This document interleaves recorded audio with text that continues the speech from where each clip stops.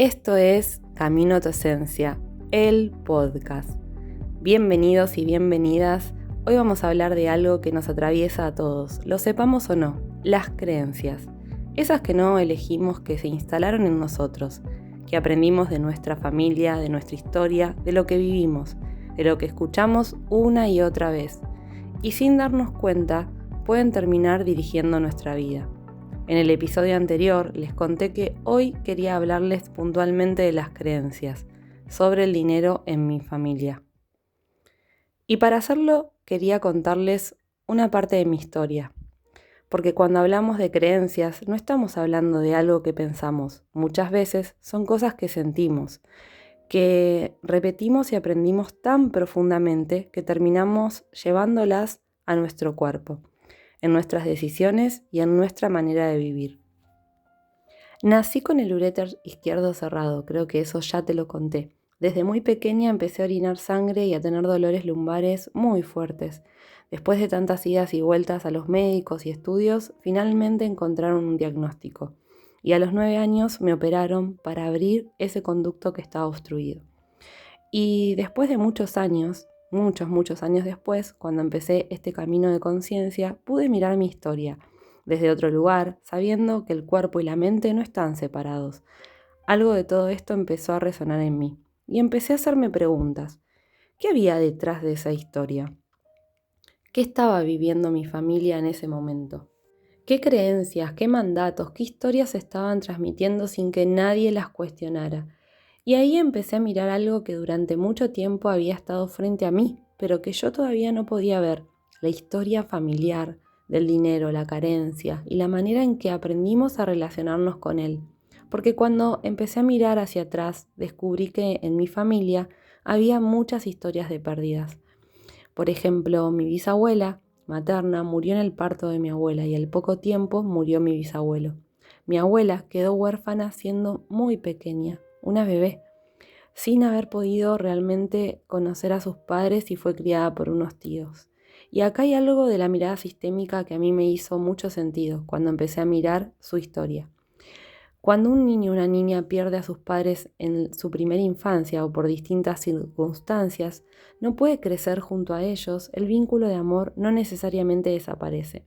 Desde esta mirada podemos hablar de un amor interrumpido, ese vínculo que naturalmente busca ir hacia mamá y papá, pero por circunstancias de la vida no pudo desarrollarse como hubiera necesitado esa niña. Y en el caso de mi abuela, esa historia fue todavía mucho más profunda, porque perdió a su mamá en el momento de su nacimiento. Entonces, cuando miro su historia, puedo imaginar a una niña que tuvo que aprender desde muy temprano a vivir con la ausencia, con la pérdida.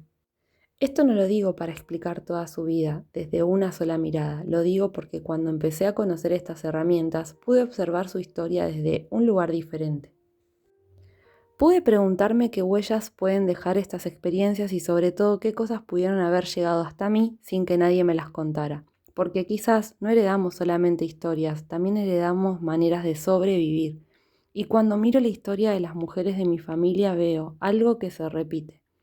Mujeres que tuvieron que poder, mujeres que aprendieron a sostener, mujeres que siguieron adelante aun cuando habían atravesado pérdidas muy grandes.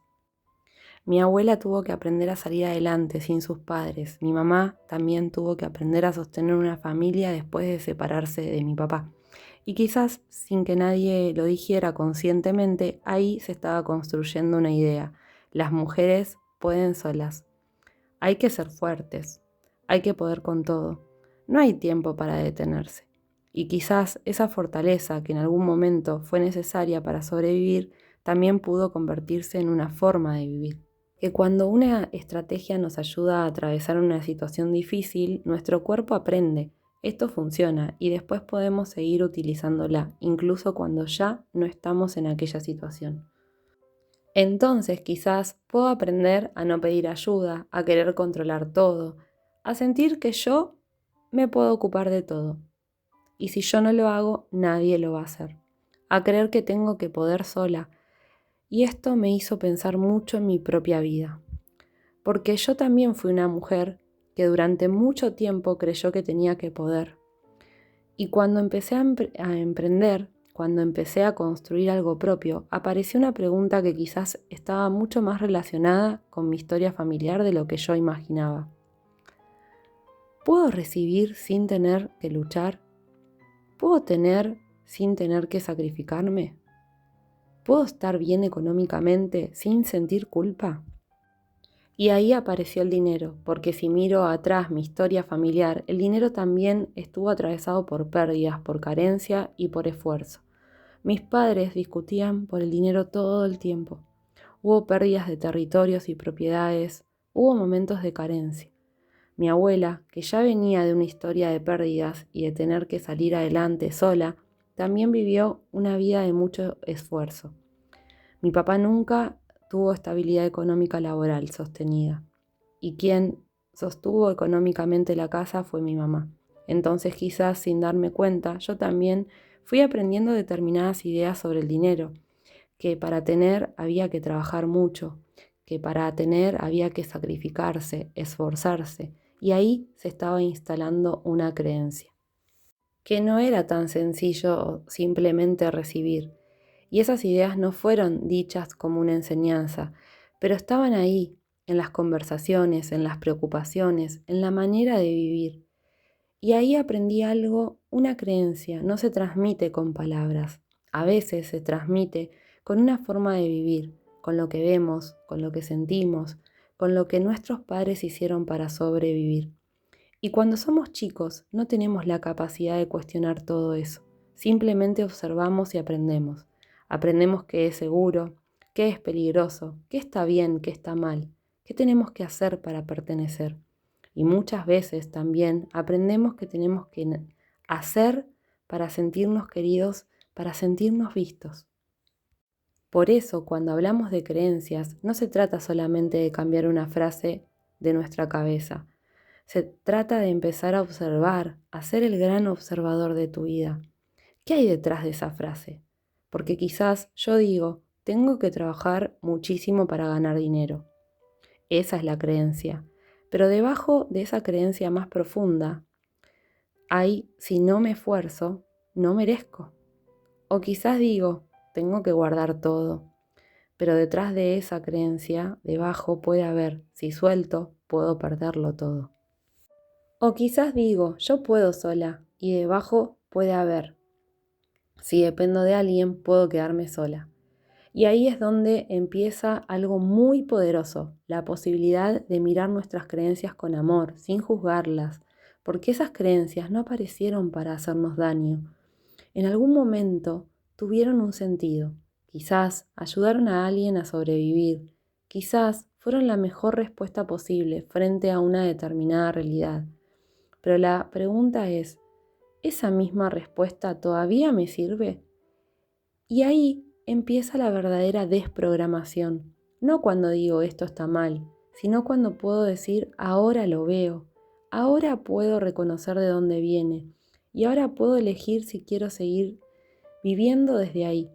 Y quizás de eso se trata, en definitiva desprogramar, no de luchar contra nuestra historia, no de culpar a quienes vinieron antes, no de decir que todo lo que aprendimos estuvo mal, sino poder mirarlo distinto, mirar nuestras creencias, mirar esas formas de sobrevivir que quizás alguna vez fueron necesarias, pero que hoy ya no las necesitamos para vivir. Porque cuando puedo ver de dónde viene algo, ya no lo tengo que seguir repitiéndolo en automático. Puedo agradecer, puedo honrar y también puedo elegir distinto. Y quizás esa sea una de las formas más profundas de sanar nuestra historia. No repetirla, no porque la rechacemos, sino porque podemos tomar lo aprendido y transformarlo en algo nuevo. Porque yo puedo amar a mi familia y al mismo tiempo elegir una vida diferente. Puedo honrar todo lo que atravesaron y permitirme estar bien. Puedo pertenecer sin sufrir, puedo recibir sin culpa, puedo tener más sin sentir que estoy dejando atrás a quienes tuvieron menos. Y sobre todo puedo recordar algo que para mí hoy es fundamental. La vida llegó hasta mí, con todo lo que hubo antes, con todo lo lindo, con todo lo doloroso, con lo que pudieron y con lo que no pudieron. La vida llegó hasta mí. Y ahora toca decidir qué hago yo con ella. No podemos cambiar el pasado, pero sí podemos cambiar la manera en que nos relacionamos con la vida y cómo nos contamos nuestra historia. Y cuando dejamos de vivir solamente de lo que heredamos, aparece un espacio nuevo, un espacio para crear, para elegir, para vivir nuestra vida.